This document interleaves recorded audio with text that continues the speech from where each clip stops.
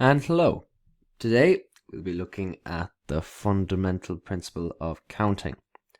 So this is really one of the foundations of probability, and it's to do with choices and options.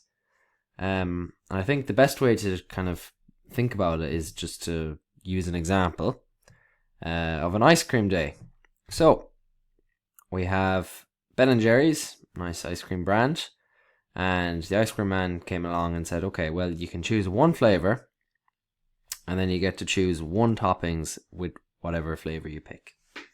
So the question is, what are all the possible combinations?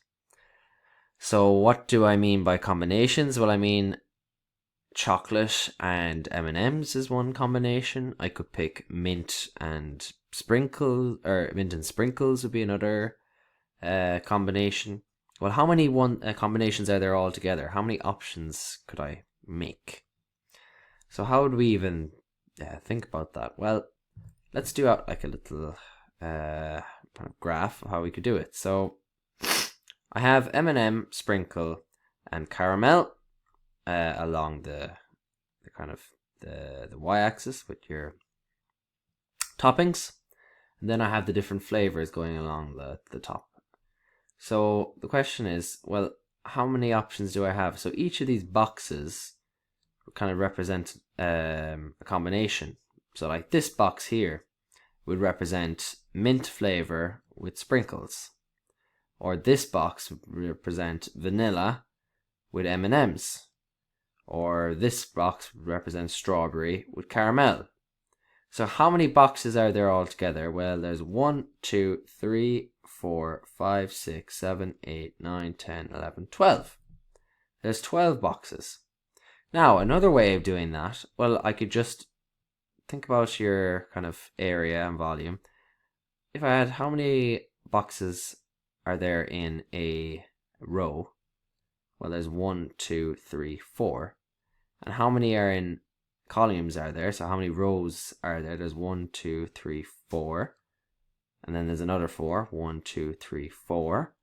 And then there's another row. 1, 2, 3, 4. So there's 3 rows. So that's 3 multiplied by 4. So that's going to be 12 combinations. Another way you could have done that, I was talking about rows. What about columns? Well, there's one column. It has 1, 2, 3 bits in it. 3. Well, there's actually, it represents the toppings. There's 1, 2, 3. And how many columns do we have? Well, there's 1, 2, 3 in one column. And how many columns? There's 1 column, 2 column, 3 column, 4 column. So again, you'd end up with 3 times 4, which is 12. Now, if I wanted to just skip straight to the answer, think about it. What does the 4 and the 3 actually represent? Well, the 4 just represents the number of flavors I had. And then for every flavor, I had 3 toppings. So that's 1, 2, 3. So that's where I got the 3 from. So to find the total number, I just multiplied them. Another way to think about it is like this. So let's say I just pick a flavor. Well, then how many toppings do I have for it? I have 3. Yeah? And there's 4 flavors in total.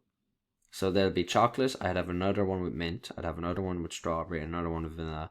And each of those have 3 options.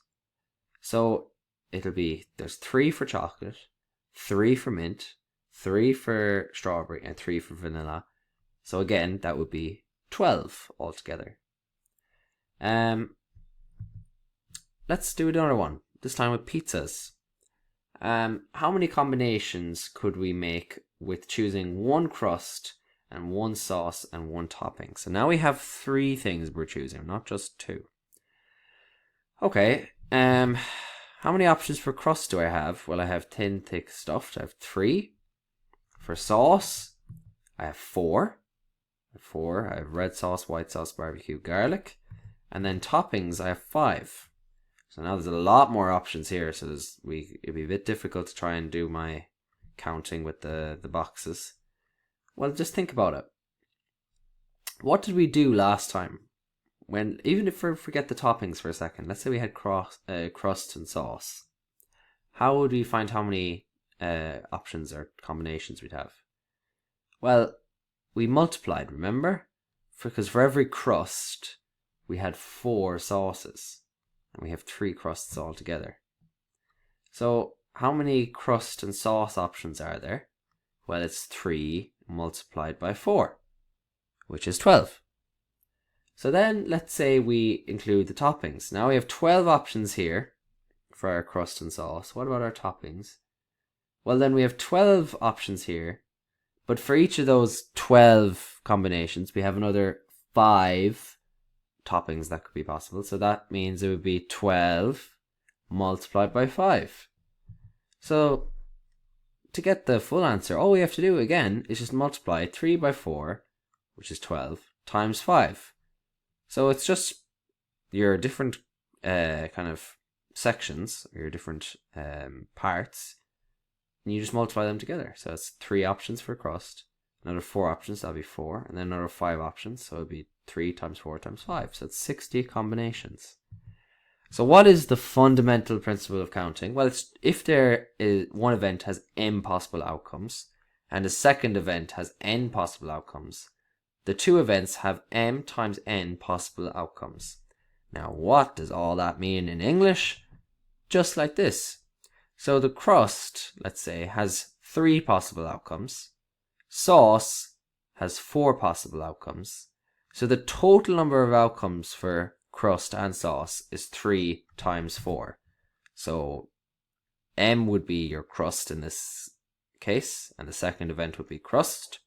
So m times n would be your crust times your sauce, and that would be your total number of possible outcomes.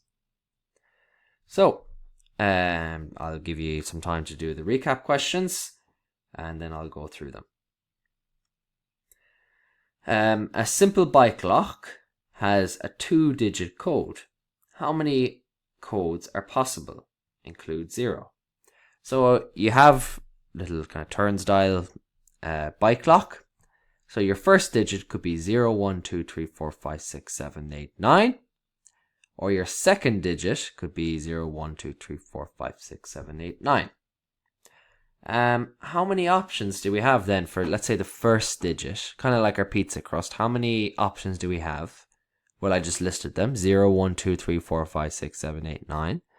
So that's 10 options, because remember, we're including 0. So it will be 0 is 1 option. 1 is, that would be 2 options. 2, 3 options, 4, and so on. Then the second digit, how many options do we have? Well, we have another 10 options. It's the same thing. It's 0, 1, 2, 3, 4, 5, 6, 7, 8, 9.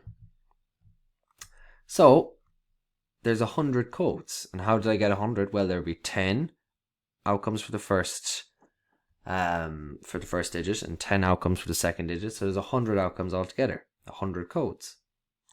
So you can see how those locks, if you you wanted to steal a bike or open up a friend's locker, it would take a while because you'd have to try it with all the 100 codes to eventually get it right.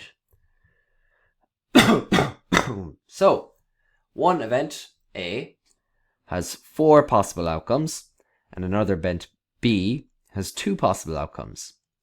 Is it true that there are 6 outcomes for A and B? No. I'll tell you why. Because there would be 8 outcomes for A and B.